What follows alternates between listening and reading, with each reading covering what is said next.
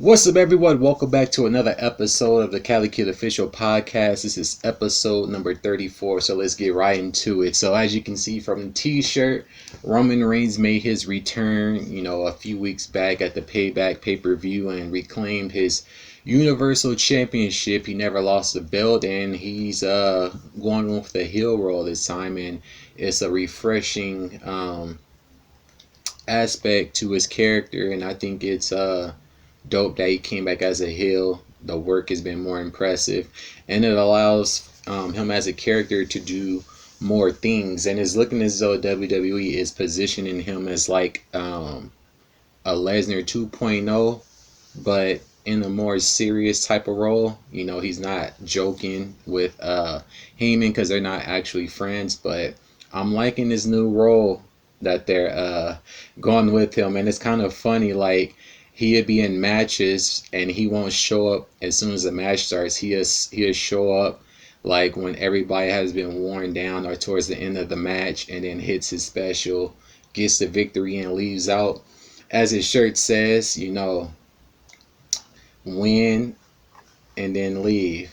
Destroy everything, win and leave. So I'm liking what they're doing with him. And basically, Heyman is sort of like his mouthpiece in a sense, although he does promos himself as well. Lesnar more so just sits there and be the intimidating heel guy, whereas Reigns is more so the same type of character, but he actually gives promos himself. And he basically brought Paul Heyman back.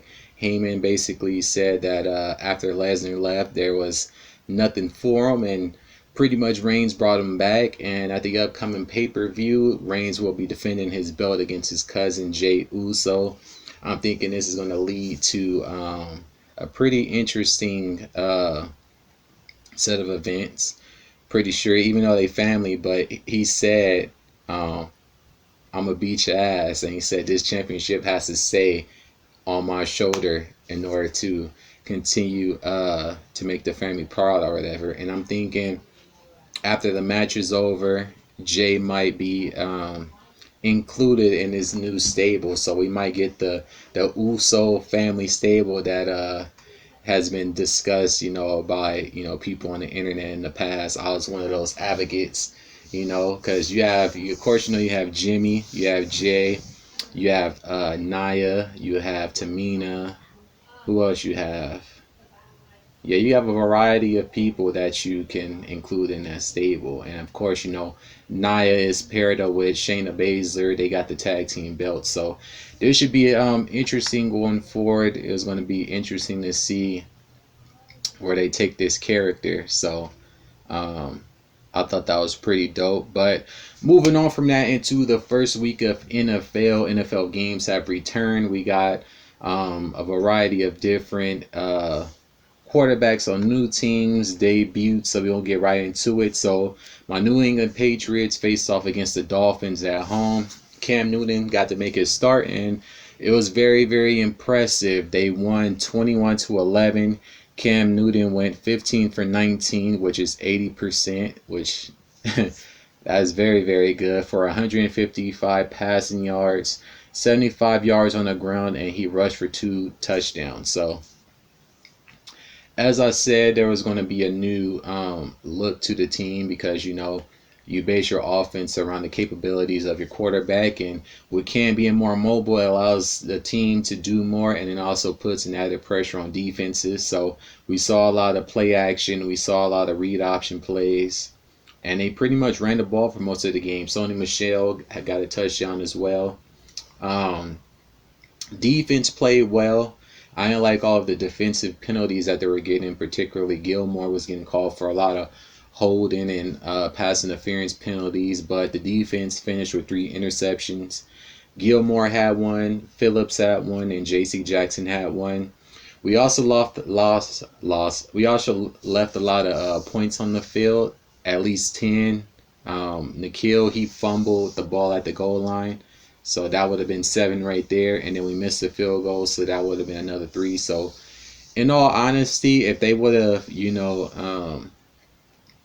successfully completed those plays, the score would have been 31-11 at the very least. But I'm liking what I'm seeing so far. I'm thinking that, of course, as the season goes on, he's going to become more entrenched into the playbook. We're going to see more plays and a more developed chemistry. And next Sunday, or should I say this upcoming Sunday, we will be playing against the Seattle Seahawks. It will be the football night in America game, the game that happens at the end of that particular week. So that's going to be a true test of our team to see where we're at. But overall, I would say that the team, they played pretty well. They played pretty well.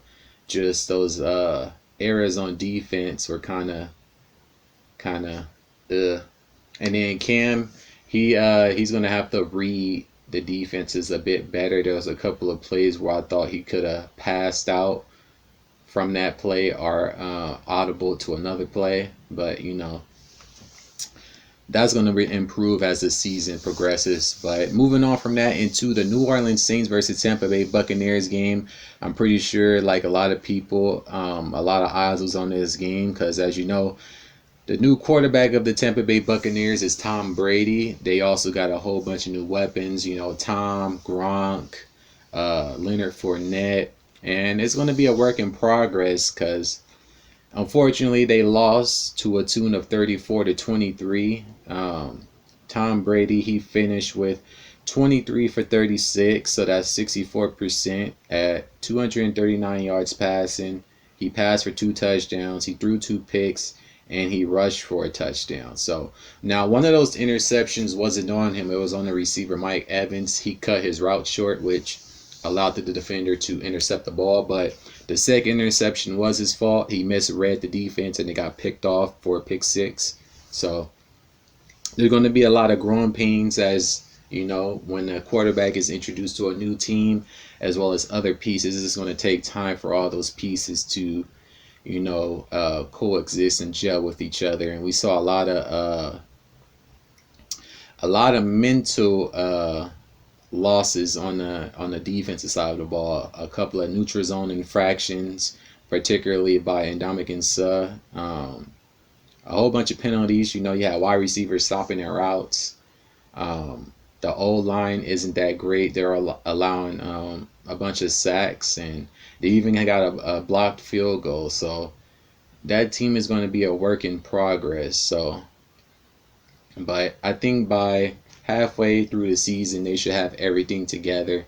But that was pretty interesting. Of course, with week 1, everybody jumps off a cliff, especially in the media, with how they think a player is going to particularly be for the entirety of the season. And this game was the first moment for detractors of Tom Brady to say, oh, he's fallen off a cliff and all that. But I'm pretty sure they're going to get things corrected, and we'll see what happens in a rematch later in the season. But moving on from that, we also got another debut, the debut of Heisman Trophy winner and national championship winner Joe Burrow. He drafted by the Cincinnati Bengals.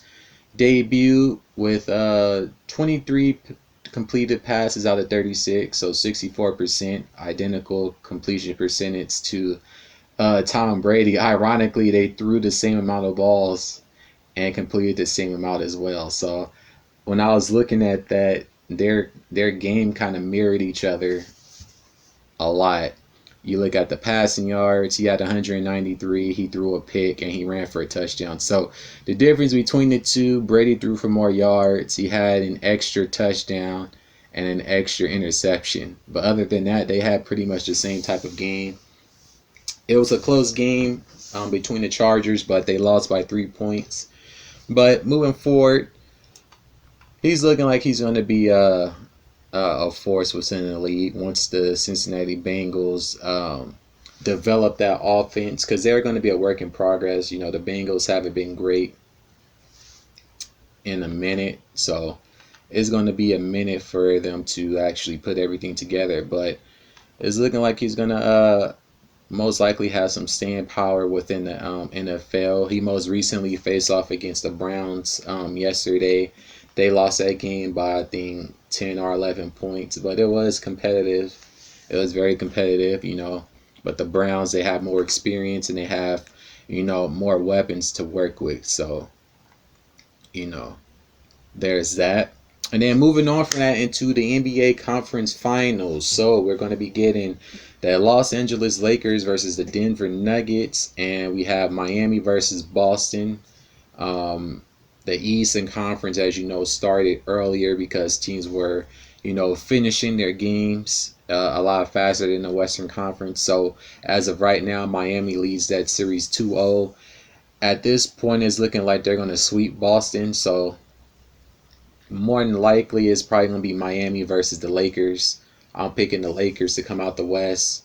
The Nuggets are a good team. They've shown resiliency, to fight back from being down 3-1 to the Clippers. That was the ultimate choke job by Kawhi and the Clippers, and Twitter let them have it.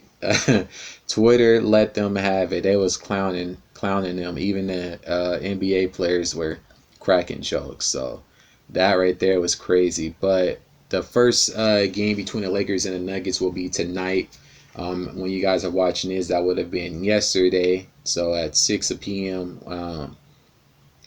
Pacific Standard Time. It's kind of weird, the Lakers games is always late in the day. I wonder why that is. But picking the Lakers to come out the West. As far as the East, I mean, Miami is looking like an unstoppable force. They've only lost one game, I believe, in the entire playoffs. So they're very hot. Now, if Boston loses game 3, I would say the series is over. So if Boston don't get everything together, it's going to be LA versus Miami. And those will be my 2 picks for the NBA Finals. So, we'll just have to see how that plays out. But moving on from that, it's looking like the U.S. government is moving forward with banning both TikTok as well as WeChat. Both of these are Chinese-owned apps, and they're saying they're banning them because of threats to national security. But more so than anything, this is in tune with their trade war with China. So this is another way to mitigate them. So starting Sunday, September 20th, as announced by the Department of Commerce, TikTok will be banned, and November 12th, companies will be banned from hosting the app. So let's see here. Yeah, so right here it says TikTok and WeChat will be banned from the U.S. app stores starting on Sunday, September 20th. The U.S. DLC has announced. The Chinese-owned apps from Tencent and ByteDance will not only be banned from the iOS App Store and Google's Play Store on Sunday, but companies will be barred from hosting them in the U.S. starting on November 12th. The move was taken at the president's direction, according to Commerce Secretary Wilbur Ross. Blah, blah, blah. The ad ban has come despite a possible partnership between Oracle and ByteDance. Yeah, because initially they were trying to get a U.S.-based company to purchase TikTok, or should I say handle the U.S. Security aspect of the app by having a U.S. company be in control of it. It was rumored Microsoft was supposed to be in on it, Walmart. The deal that Microsoft pitched was rejected, and Oracle is the last one standing, so ain't no telling if and when that deal might close, because it has to be agreed upon by not only the 2 companies involved, but the respective countries that the 2 companies are linked to. So, but it says Trump said that he didn't like that deal, according to Bloomberg, while adding that he was not prepared to sign off on anything. Yeah, this ties into the trade war with China and the U.S. It says the DLC's wording makes clear that it wants the apps to disappear in the U.S. It has not only banned the apps, code, and updates, but any payments associated with WeChat. By November 12th, it will also prohibit any provision of internet hosting services enabling the functioning or optimization of the mobile application in the U.S., any provision of content delivery network services enabling the function or optimization of the mobile application in the U.S. So basically, they're closing all the loopholes that one can probably try to execute to be able to use the app. So all those people that was making money on TikTok are going to have to switch to another platform. So if you look at a similar app, Triller, this is basically in their benefit. So it says, all of that means that the White House is trying to leave no loopholes that will allow access to that. And since it dropped the news on Friday with the ban going into effect Sunday, Biden and his partners will have little to no time to attempt to delay or reverse the decision. It will also force hosting services to react quickly to remove the app. Given a November 12th deadline, TikTok has 100 million users in the US, while WeChat has 19 million daily active users, according to Reuters. The order doesn't prevent companies from hosting WeChat and TikTok outside the US. So yeah, the app isn't going to go away. It's just not going to be able to be used in the US. So, and of course, they're going to be in disagreement with that because that's a big number. 100 million of his users are going to be wiped out. So I think if things like this keep happening, eventually we're going to be going to war with China. That's what this is looking like. Because I've also heard that some U.S. diplomat went over to Taiwan and China don't like that. So that's what this is look like it's trying to turn into. In our proposal to the U.S. administration, we've already committed to unprecedented levels of additional transparency and accountability well beyond what other apps are willing to do, including third-party audits, verification of code security, and U.S. government oversight of U.S. data security. So yeah, this was the part that the U.S. company was going to take over, but it's looking like the Trump administration doesn't want the app around, period. So ain't no telling what's going to happen going forward, but I'm pretty sure there's going to be a whole bunch of lawsuits. Further, an American technology provider will be responsible for maintaining and operating the TikTok network in the U.S., which will include all services and data serving U.S. consumers. We will continue to challenge the unjust executive order, which was enacted with due process and threatens to deprive the American people and small businesses across the U.S. of a significant platform for both a voice and livelihoods. I mean, Oracle would make a lot of sense because I believe Oracle is involved in cloud services and all that, so they will make a lot of sense. I know Microsoft wanted to get in, but they didn't like Microsoft's proposal. So this post has been updated with a statement from TikTok. It has also been updated to make clear that U.S. companies will be barred from. Yeah, so basically that's what this is. This is just another aspect of the trade war with China and the U.S., but ain't no telling. Who knows? Depending on who wins this next election, a lot of this might either stay or change, depending on who's in office. Because each side has varying interests with different places within the world. So we'll just have to see with that. But this is looking like this is just going to be a benefit to other apps in the similar field like Triller and whatnot. So there's that. But moving on from that into TV, so we get the second season of The Boys. If you not familiar, the show is basically kind of like a spoof on superheroes. Typically superheroes are unidentifiable, or should I say they're all goody two shoes and there's nothing wrong with them, and they're always this positive voice for the people. But in this show, it gives a more natural aspect to what a superhero will probably actually have to go through. And so there's a lot of cover-ups and scandals and all types of things going on. So that's pretty much the gist of that.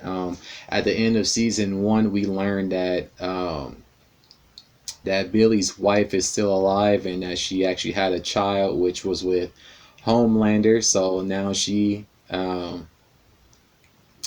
has a child with Homelander, and the child actually inherited his powers as well, as we learned in season 2. And we also get a new antagonist. There's a new superhero that's been introduced. Her name is Stormfront, but it's also been revealed that she could possibly be another person known as Lady Liberty, which will also suggest that she has some type of some type of youth ability, because the Lady Liberty character is, at least 80 to 100 years old. So, and she's making a very concerted attempt into undermining Homelander. And my hypothesis is that they're going to have some type of confrontation before the season is over. So, and she also has her own agenda. So there's that. And it's revealed that Becca is actually living in some type of confinement owned by Vault. They're not going to let her leave because, her child is enhanced. It's also been revealed on the show that the superheroes are made, not born. That was in due part to the boys' crew leaking that information with the help of Starlight. So there's that. A-Train, which is like the equivalent of the Flash, has been kicked out of the Seven, due to him losing his powers and being affected by constantly injecting himself with the blue serum. So there's that. So overall, the season is pretty cool. There's a lot going on in this season. If you guys haven't watched the show, I suggest you guys tune in. You can watch it on Amazon. That's one of their Prime originals. So it's a pretty interesting show, and you guys should check it out. Some other shows that you guys should probably take a look at. Hannah, if you're familiar or not familiar, is basically about a girl who's basically trained from birth on up into being like this assassin type character. There was a movie about it, and so the TV show is more so a development of her character, because in the movie she's just like this rabid animal with no feeling, and she does just do things. But the TV show explores that, gives a whole background of her, as well as develop her personality, and it's pretty interesting. There's 2 seasons already, so you guys can check that out. The next season, I believe, is going to be coming out next year sometime. So that's a dope show. There's also this show called Britannia, which basically delves into what it was like during the Druidic period, in Britain, because there's not a lot known about them, so it kind of has like a fantasy type of aspect to it. It's a pretty interesting show, so you guys should check that out. Of course, you're gonna have the Roman aspect in there as well, wars and fighting, betrayal, all types of stuff in there. And then, of course, Power Book 2 Ghosts has aired. The first couple of episodes have come out. This one is basically Tariq is basically taking over the role as Ghost, pretty much, in a sense. It seems as though he's trying to reestablish some type of drug network, but he's in college at this point. We also get introduced to some new characters. Mary J. Blige, her character is that of like a queen of the mob, in a sense. And her son is like her right-hand man. He takes out the trash. So it's a lot going on in this season as well. Tasha, she's still in prison. She had a deal in place, but she didn't follow the rules of the deal, so that deal pretty much fell out, and the opposing side with Sax are basically trying to set her up to be the queen of the Ghost Empire, which we all know that that's not true. So they're basically trying to smear her due to Ghost running for the governor's position, and the whole politics aspect. They don't want to be associated with that, so they're trying to put everything on someone else. So those are the 3 shows you guys should take a look at, and that's going to pretty much do it for this week's podcast. I appreciate you all for tuning in. If you're listening on Anchor and Spotify, I appreciate you all for listening. If you're watching on YouTube, make sure you leave a like and a comment below, and until the next one, peace.